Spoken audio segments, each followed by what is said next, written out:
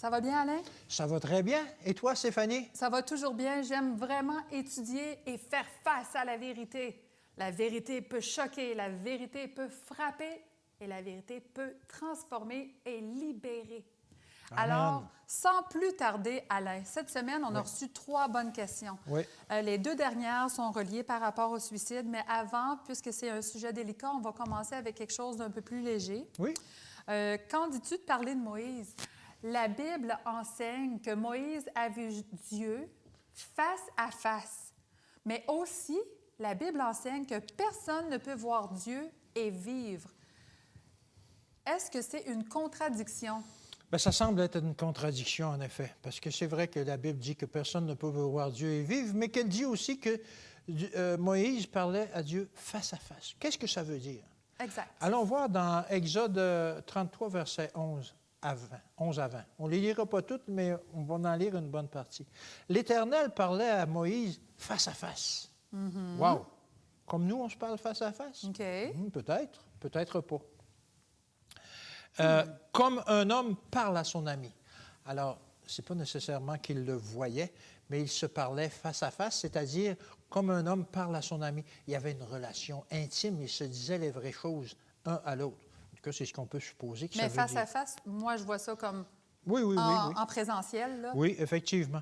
Mais en présentiel, on sait qui était là avec Moïse à ce moment-là. Est-ce que c'était Dieu le Père ou Jésus? Ah! Effectivement que c'était Jésus. Jésus est celui qui accomplit la mission sur la terre. Alors, celui qui voit le Père, il meurt. Bien, peut-être que celui qui voit Jésus, il a des moyens. Mais on va voir un peu plus loin qu'il y a quand même des restrictions que Dieu lui a imposées à ce moment-là, que l'Éternel lui a imposées à ce moment-là. Alors, on va aller au verset... OK, c'est ici. On va aller au verset 16. Bon, en tout cas, peu importe. Au verset 17. L'Éternel dit à Moïse, « Je ferai ce que tu me demandes, parce que Moïse a demandé, « Fais-moi voir ta grandeur.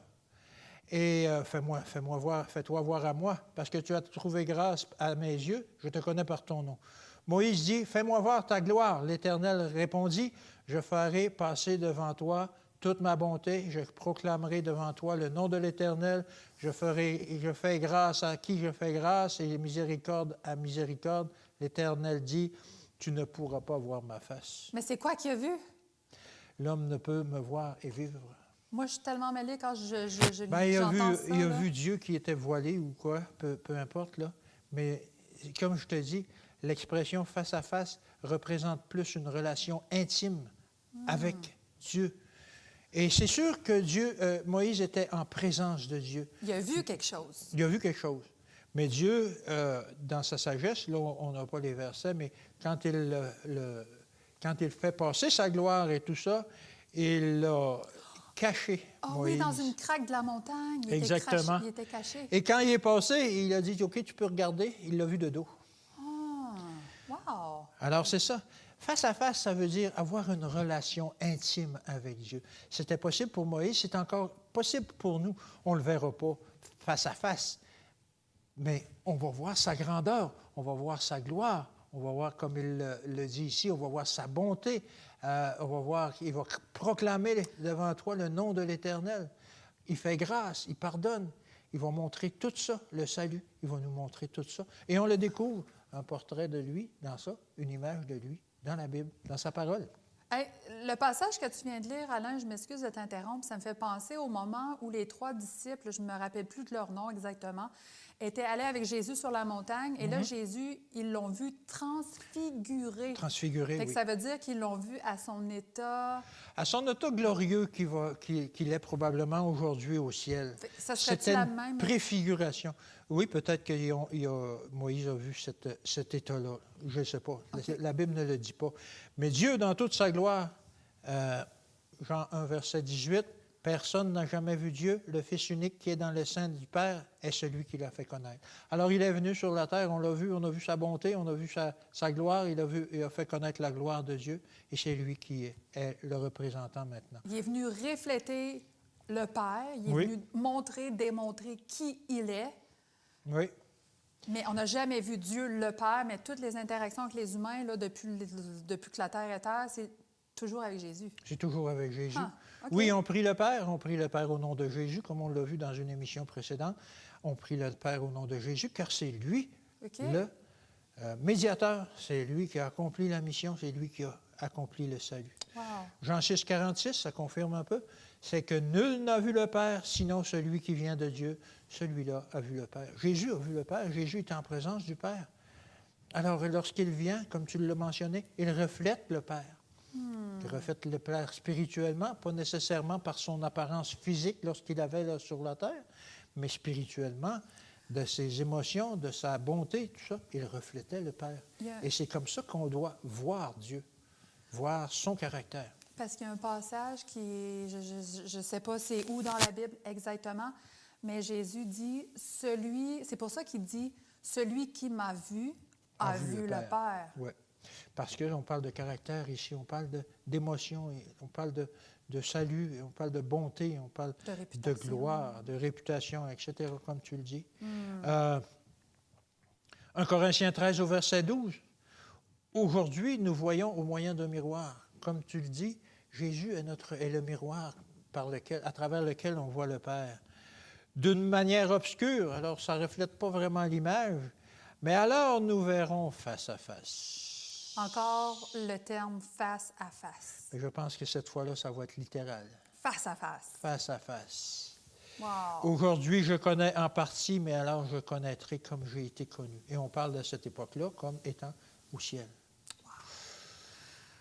On dit que la ville va être éclairée par la gloire de Dieu. On n'aura plus besoin ni soleil ni lune. Je ne sais pas quelle sorte de lumière que ça va être, mais lorsqu'on va voir Dieu, ouf! Ah, j'ai tellement hâte, là. Oui. OK. Fait qu'on va vraiment le voir à ce moment-là seulement face à face, comme c'était dans le jardin d'Éden, en fait. C'est ça. Adam et Ève le voyaient face à face. Le voyaient, ils venaient jaser le soir avec eux. Peut-être qu'ils s'assoyaient sur un banc dans le parc et contemplaient les fleurs et les arbres et que Dieu, Jésus, qui leur parlait de toutes ces merveilles-là. Ben oui, parce que c'était leur professeur. Ils ne connaissaient leur pas. Professeur.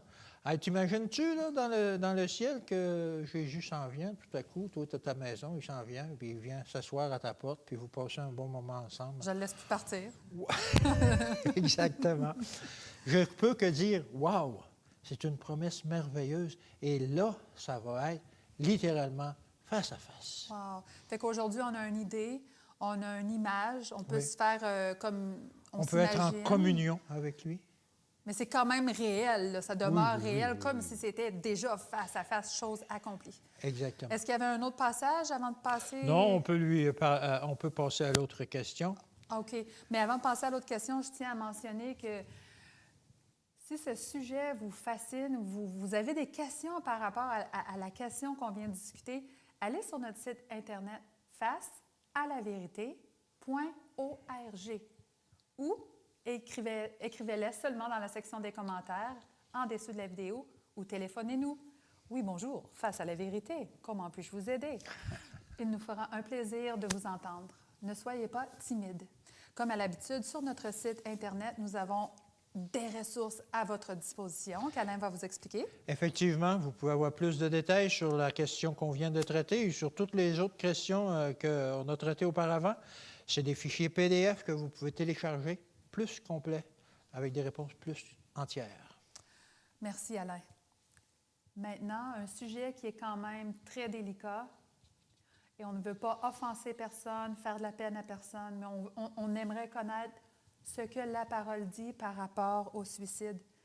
Les personnes qui se suicident peuvent-elles aller au ciel?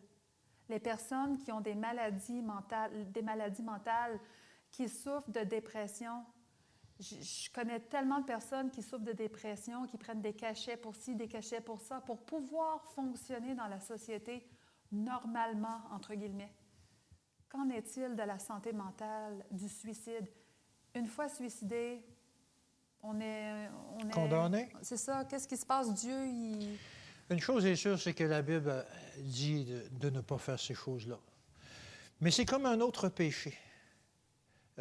La Bible nous dit dans Exode 20, je ne sais pas quel verset, mais tu ne tueras point. Oui. Et ça inclut nous-mêmes. Alors la Bible, Ce n'est pas l'aspect que l'on est en train d'explorer. La Bible nous dit que c'est un péché. Exode 20 au verset 13. Au verset 13. Ouais. Alors, c'est ça, vous pourrez aller lire. Mais la Bible nous dit aussi qu'il y a moyen peut-être d'éviter ces choses-là dans notre vie. On peut être en désespoir, on peut avoir des maladies mentales, des troubles mentaux. Et 2 Corinthiens 12 au verset 9, c'est Paul qui parle. Et il m'a dit, ma grâce te suffit. Paul avait des problèmes. On suppose que c'était des problèmes de vue. Car, et ça continue, ma grâce te suffit car ma puissance s'accomplit dans ta faiblesse. Je me glorifierai donc bien plus volontiers de mes faiblesses afin que la puissance de Christ repose sur moi. C'est des belles paroles, ça, Alain, mais tu sais, quand tu es en état dépressif, suicidaire, on dirait que tu n'es plus logique, ça ne fait plus de sens, tu sais, c'est... Effectivement. Et on a cette parole qui nous montre que si on a assez de lucidité encore et tout ça, qu'on peut s'en remettre vraiment à la puissance de Dieu pour nous aider, la puissance transformatrice, pour nous aider à remonter la pente.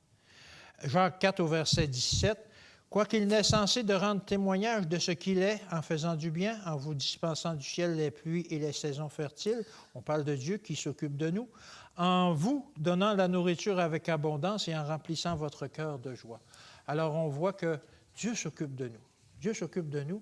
Que l'on soit dans l'abondance ou que l'on soit dans la misère, que l'on soit dans la dépression, Dieu s'occupe de nous.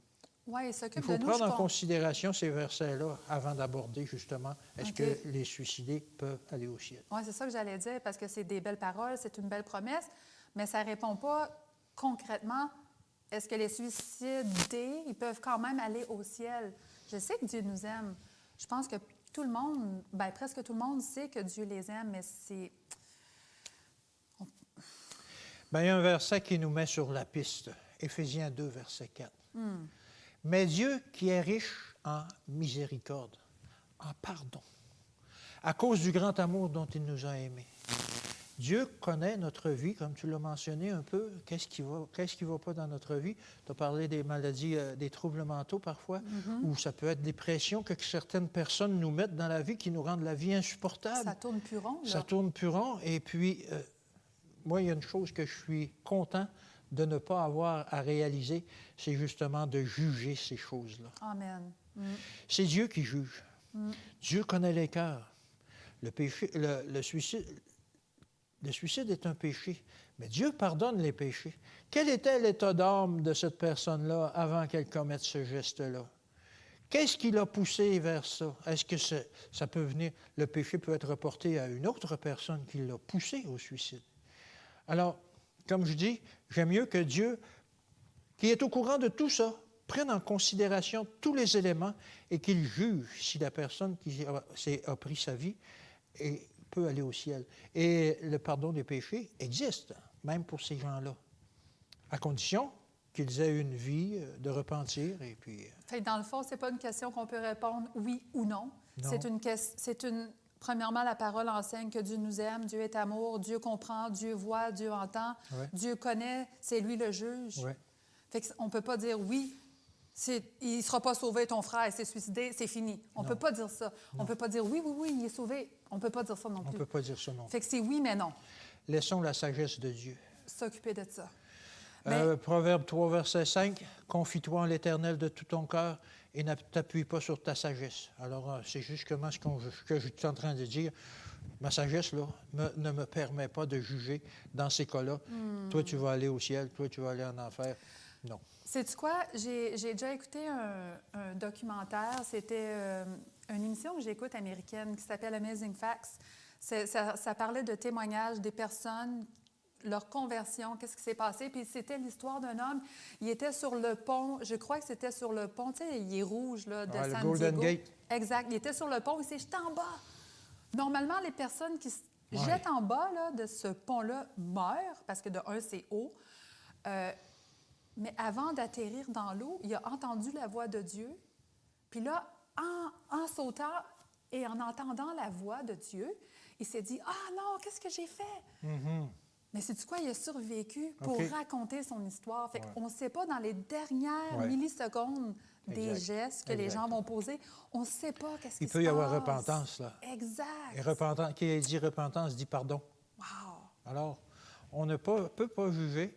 Et Dieu ne veut pas ça pour nous, des choses comme ça, qu'on commette des actes comme ça. Jérémie 29 au verset 11, ça dit ceci, « Car je connais les projets que j'ai formés sur vous ou pour vous, dit l'Éternel, projets de paix et non de malheur, afin de vous donner un avenir et de l'espérance. » Alors, il y a toujours une place pour l'avenir et l'espérance. Dieu nous le promet. Il va travailler en nous. Il y a des moments dans la vie où ça ne va pas bien, mais le problème avec le suicide, c'est que c'est une solution permanente à un problème temporaire. Il faut se rappeler qu'après la pluie, il y a le beau temps. Je sais que c'est facile à dire. Oui, oui, oui. Mais au-delà des nuages sombres et au-delà des nuages qui sont sombres, le soleil, le ciel bleu, il est juste de l'autre côté. Ça prend juste que les nuages s'écartent un peu pour recevoir les rayons. C'est important aussi de parler, d'en parler. Surtout ici au Canada, il y a plusieurs organismes qui viennent en aide au suicide. Oui. Il y a des numéros de téléphone, il y a des ressources. Vous avez peut-être de la famille. Parlez-en si vous avez des tendances suicidaires ou quelque chose comme ça. Parlez-en, s'il vous plaît, à quelqu'un de confiance dans votre entourage. Ou vous avez peut-être vous-même déjà passé ou pensé au suicide. Qu'est-ce qui s'est passé? Comment est-ce que vous vous en êtes sorti? On veut entendre votre histoire. Votre histoire. Écrivez-les dans la section des commentaires en bas de l'écran. Allez sur notre site Internet facealavérité.org ou laissez-nous un message, appelez-nous. Alain, il y a de l'information aussi additionnelle qu'on Exactement, trouve. c'est un sujet qui est vaste, c'est un sujet qui est important aussi pour les gens à bien connaître. Alors, vous avez des réponses plus en détail sur notre site Internet. Vous pouvez télécharger un fichier PDF qui va vous en dire un peu plus. Mais là, la dernière question qu'on a pour vous aujourd'hui est très semblable à celle qu'on vient d'avoir. Elle qu'on vient de poser était, est-ce que les personnes qui se suicident peuvent être sauvées? Mais celle-là ici, c'est juste qu'est-ce que la Bible mentionne à propos du suicide? Est-ce que c'était chose courante dans le temps de se suicider? J'imagine que oui, c'était quelque chose qui arrivait. Dans les réponses qu'on a données précédemment, c'est est-ce qu'on couvrait le sujet? Est-ce qu'ils peuvent quand même être sauvés? Mais maintenant, qu'est-ce que la Bible dit vraiment au sujet du suicide? Une chose que la Bible ne dit pas au sujet du suicide, elle ne dit pas que c'est un péché impardonnable, qu'automatiquement, vous allez en enfer. Bon, c'est marqué, c'est dit, tu ne tueras point, mais tous les péchés, tu ne voleras point aussi, sont pardonnables. On a mentionné qu'il peut y avoir repentance au dernier moment. Mais c'est surtout que la Bible montre que la vie est précieuse, qu'il y a toujours de l'espoir en Dieu, même dans les moments sombres. On peut s'en sortir.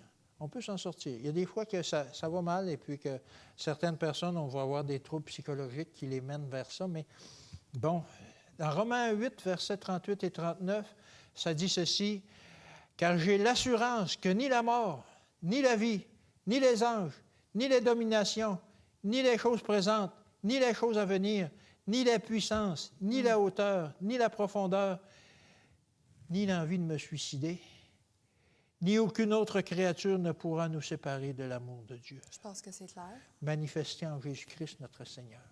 Si on reste accroché à Dieu, on peut passer à travers les épreuves qui nous amènent à dire « ça n'a pas de sens, ma vie est finie, je ne pourrai jamais rien faire, je suis au bout du rouleau. » Dieu donne l'espoir. Il nous dit que tant qu'on reste accroché à lui, rien ne va pouvoir nous séparer de son amour. Parce que des fois, on vit quelque chose, puis ça semble tellement être au-delà de nos forces. Je ne suis pas la seule qui a vécu ça, là. Tu vis quelque chose, puis c'est au-delà de tes forces, là. Mais Dieu nous promet aussi dans la parole qu'il ne va jamais permettre quelque chose au-delà de nos forces. Exact. Il faut se rappeler de ça aussi. Exactement. Et Romains 1, verset 17, « Parce qu'en lui est révélée la justice se traduit aussi par l'amour. Est révélé l'amour de Dieu par la foi, et pour la foi, selon qu'il est écrit, le juste vivra par la foi. » On a parlé de nouvelle naissance auparavant, on a parlé d'une nouvelle vie. Maintenant, on vit par la foi. Beau temps, mauvais temps. Beau temps, mauvais temps. OK. C'est sûr que quand On prend l'exemple de Job. Quand Job se comportait on va dire, comme un chrétien d'aujourd'hui, Satan était là pour dire oh, « c'est même pas vrai ton affaire », puis il a envoyé toutes sortes d'épreuves. Alors, c'est la même chose un peu pour nous. Quand on dit « j'appartiens à Dieu maintenant », Satan va nous envoyer des épreuves pour montrer, pour voir si vraiment notre foi est solide. Alors, le juste vivra par la foi. Le juste ne se suicidera pas par la foi, il va vivre par la foi. Ça ne veut pas dire qu'il va comprendre tout ce qui arrive. Ben non. Job n'a pas tout compris avant la fin des derniers chapitres de son livre, qu'il y en a 40 quelques.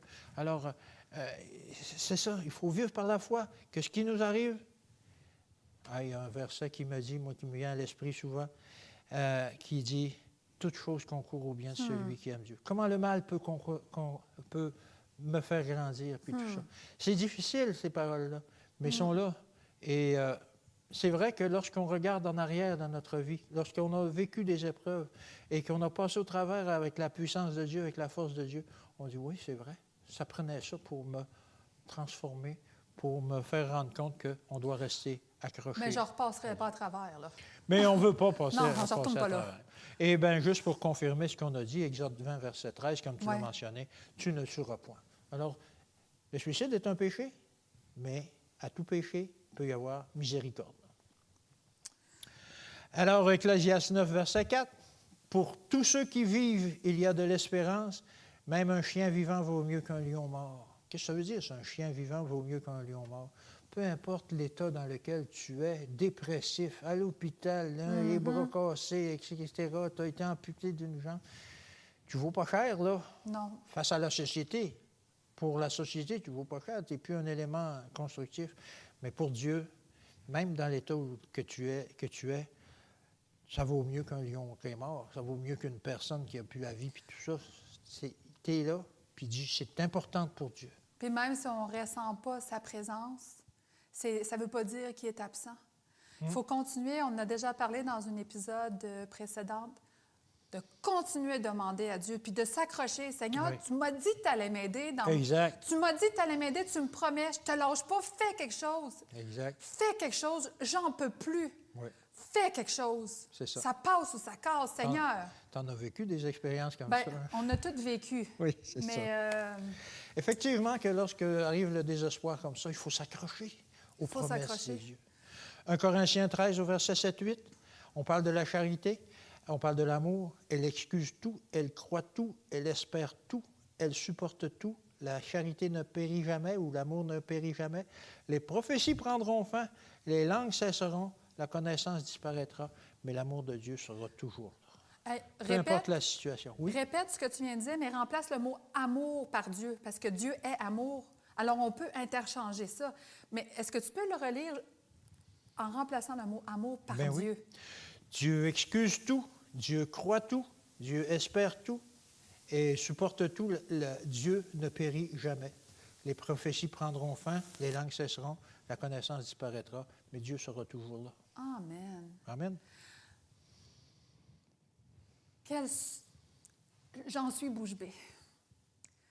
Vous êtes peut-être bouche bée, vous avez peut-être des questions, des commentaires suite à ce qu'on vient de discuter. Comme on le dit souvent, allez sur notre site Internet, facealavérité.org. Téléphonez-nous, le numéro figure au bas de l'écran. Écrivez-nous dans les commentaires, partagez, aimez. Si vous avez des questions, envoyez-nous-les.